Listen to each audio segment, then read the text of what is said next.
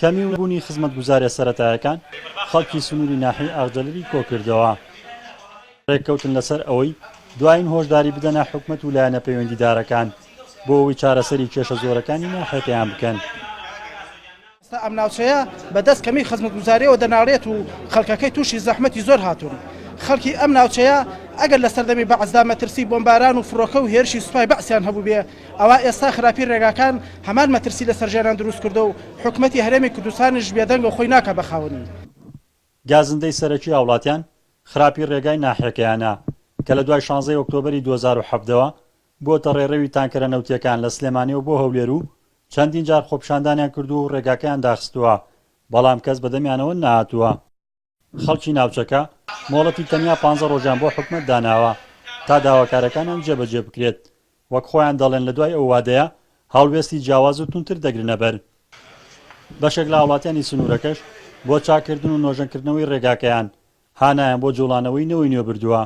حکومەتی هەرێم خولایەنە بەرپرسەکان ماوەی 15 ڕۆژ وەڵاممان دەنەوە گەرنا ڕێکاری تر دەگیرێتە بەر. من وەکو خۆم لە فەیسبوک پۆستێکم کردووە داوام کردووە کە ئەگەر حکومەت چارەسەری ناکە ئەوە بانگی خەڵکی ترەکەین. من پەیامەکەم ئاراسی سەرجەم حیزبەکان کردووە و لە ناویشیاندا بەڕێز شاسوار عەبدولواحید بە خۆشحاڵیەوە ئەو بەڵێنی ئەوەی داوە کە لە ماوەی ئەم هەفتانەیە تیمێکی ئەندازینەوەی نوێ بنێرێ.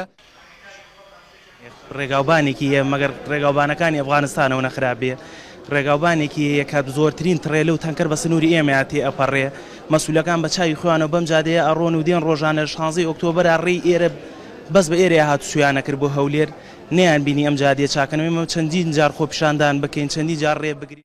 بە گوێرەی دوو فەرمانی وەزاری تایبەت کە دەستێنارتی کەوتووە ساڵی ڕابردوو بەر لە هەڵبژاردن لە دوو کاتی جادا بڕی 675 ملیۆن دینار بۆ نۆژەنکردنەوەی ڕێگای ناحیەکە تەرخان کراوە بەڵام بڕی پارەکان نەگەیشتنەوەتە سنوورەکە و کار بە فەرمانە وزاریەکان نەکراوە.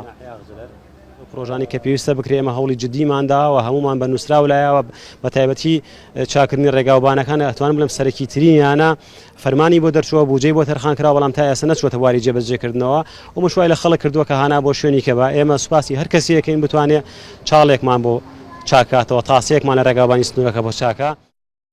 500 خێزان لە ناو سەنتەری ئاغجەلەردا دەژین و 67 گوندیشی لەسرە نزیکەی 18 کیلۆمەتر لە ڕێگاکە پێویستی بە چاکردنە جگە لە خراپی ڕێگای سەرەکی ناحیەکە خراپی کەرتی تەندروستی و پشتگوێخستنی ناوچە گەشتیارەکان و نەبوونی نووسنگی کارتی نیشتیمانی دیارترین داواکارەکانی خەڵکی ناوچەکەن.